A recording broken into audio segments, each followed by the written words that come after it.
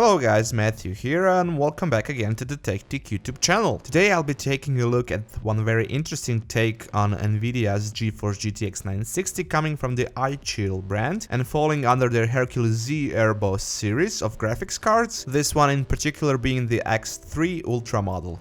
As you can see it on the front of the box, the iChill branding actually goes under one of the old school brands on the market called iKnow3D, which isn't that much familiar amongst regular users like some of the other brands in this industry are. You can see a mention of that right on the front of the box, and beside that we have a notion of 0 dB or 0 RPM fan mode when the card is in idle, while opposite of that on the left side you can see that with this model you get a free copy of the latest 3D Mark benchmark and an iChill Mousepad in the bundle. Other side of the box doesn't reveal anything exciting except a couple of short multilingual textual overviews of the graphics card.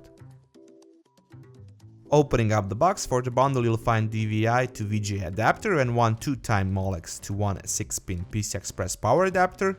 Underneath the foam you'll find that free 3D Mark key, optical disc with drivers and software, some manuals,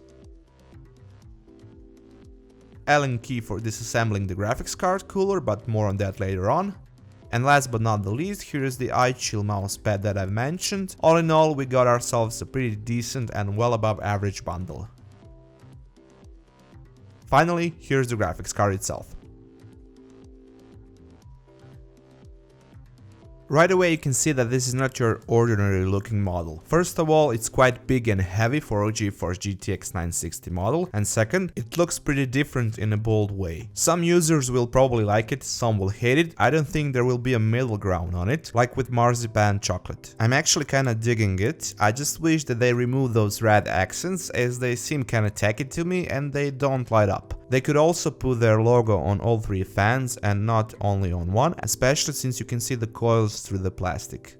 As I said, the card is really big, so big that it even starts to take up the space for the third PCI Express slot. The outer shell is mostly made out of metal in combination with some plastic parts. All in all, it feels really good and solid in hands, especially because of the back portion where you'll see a big metal backplate with nice little details. It keeps the card running cooler and makes it more rigid, and it even spans to some other areas like on the back, where it hangs outside of the PCB's dimensions a bit, so it can bring a support bracket for the aluminum heatsink so it doesn't hang and flex, and that's actually a quite great solution which we don't see that often.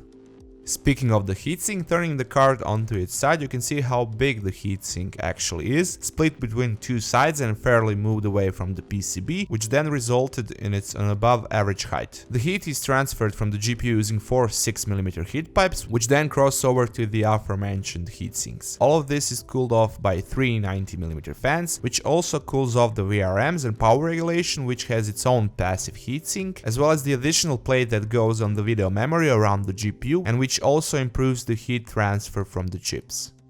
Speaking of the fans, the Allen key which you'll get in the bundle serves as a tool for disassembling the outer shroud of the cooler so you can get better access for easier cleaning of the blades or to even completely remove them.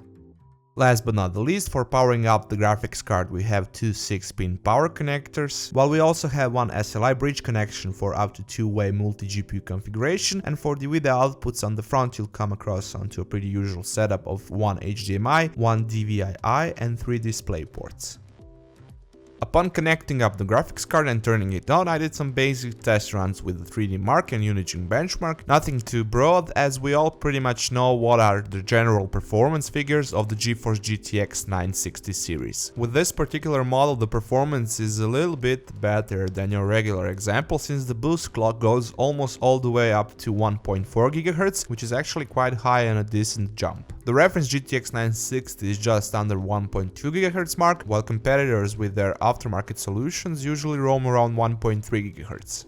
Beside that, since I never had any experience with this series, probably like most of you, I was actually more interested in temperature levels of the card under load, as well as the noise that it makes. Here this model, or the cooler to be more precise, performed really good, definitely above average I would say. The low temperatures were barely going over 50 degrees Celsius mark in Furmark stress test, as you can see it here, which is actually quite impressive, while the fan and the coil noise under load were one of the quietest I've ever heard.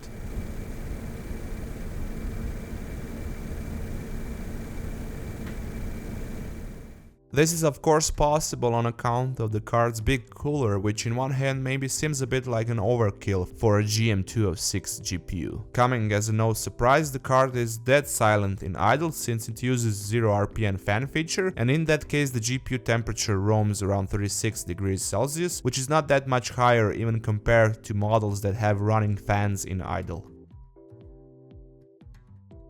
That's it guys for this time. Thank you once again for checking out the unboxing and review of the iChill GTX 960 Hercules Z Ultra graphics card. Feel free to give us a thumbs up if you like this video, leave a comment down below if you have any questions about the product, and of course if you would like to see more content like this you can subscribe to our TechTeak YouTube channel, or you can just check out our other videos from before.